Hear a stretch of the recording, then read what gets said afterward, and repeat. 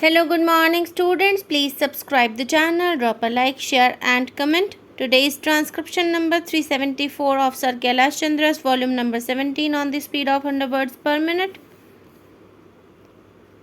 Start. Next, I would like to take the issue of fixation of support price for the agricultural products by the government.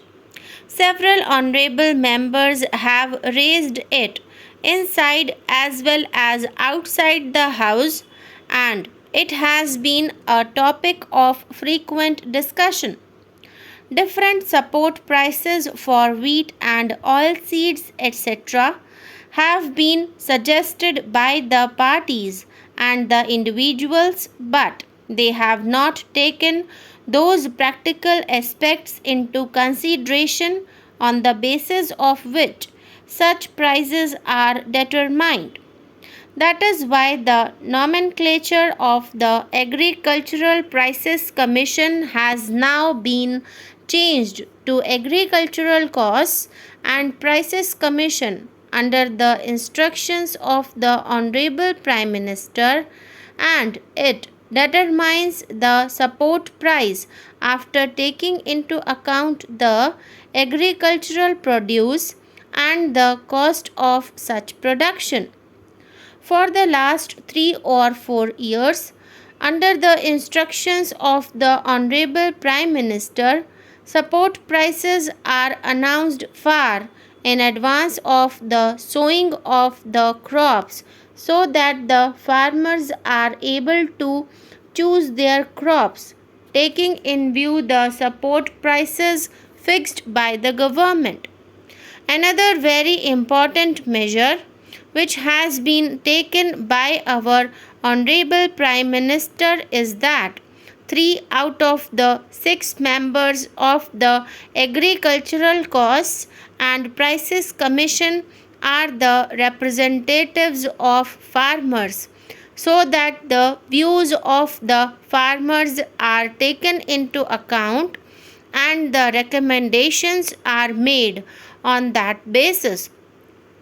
The Agricultural Costs and Prices Commission determines the cost of various food grains after taking into consideration the cost of agricultural inputs, the fluctuation in prices of the agricultural inputs, the extent of parity between the production cost and prices of other essentials required for personal use, the market rates, the supply and demand position, the parity in the rates of one kind of crop with another, the effect which the new prices would have on the cost of the industrial products, on the rates in the general market, on the cost of living in general, and on the prices in the international market. Apart from all this, the parity between the support price and the price which the farmer pays for buying things of his daily needs is also taken into account. After considering all these aspects, the Commission sends its proposals to the central government. The central government declares the support price after consulting the state governments in this matter and after looking into the fact that the farmers are able to get reasonable margin of profit after incurring all the necessary expenditure.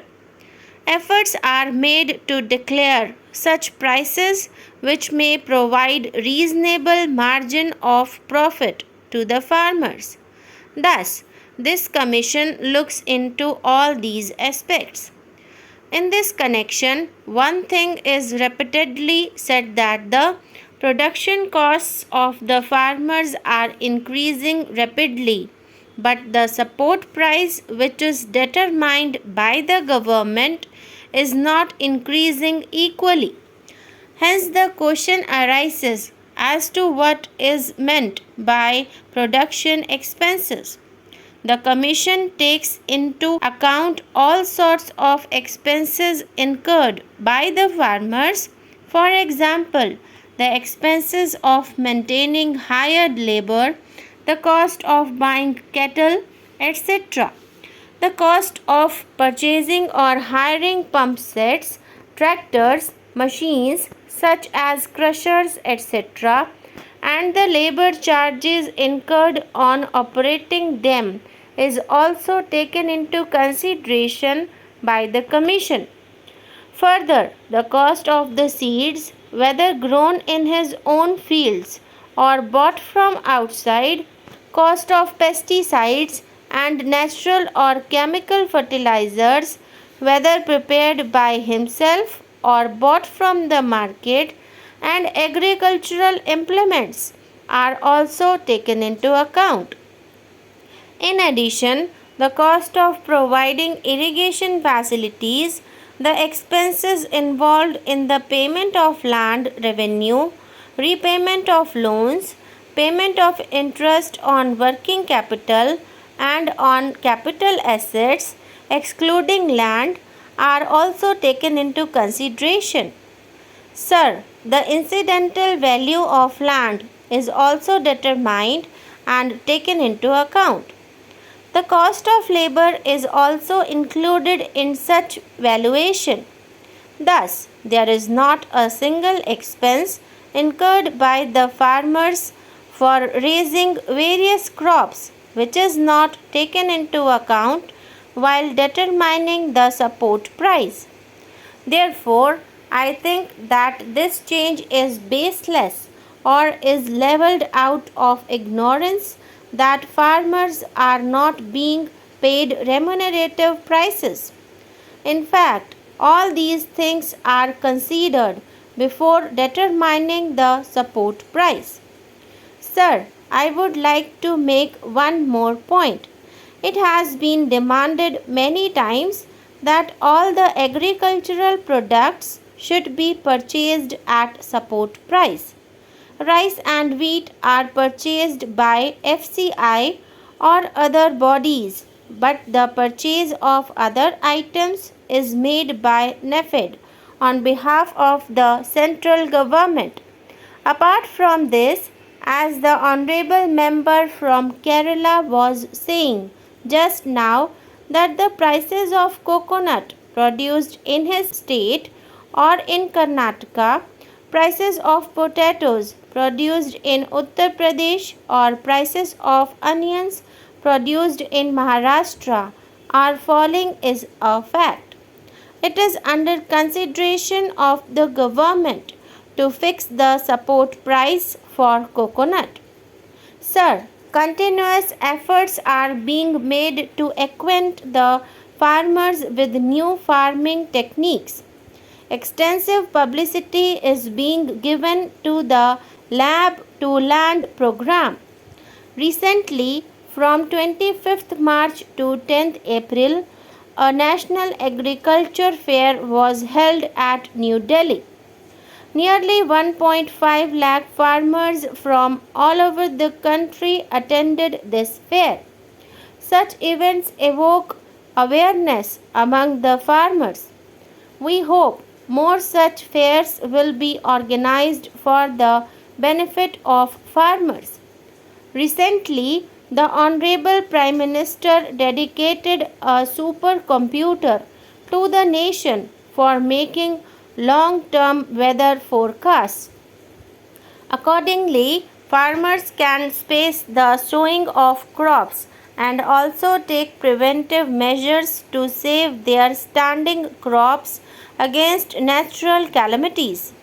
This program has been successfully implemented by the Ministry of Agriculture.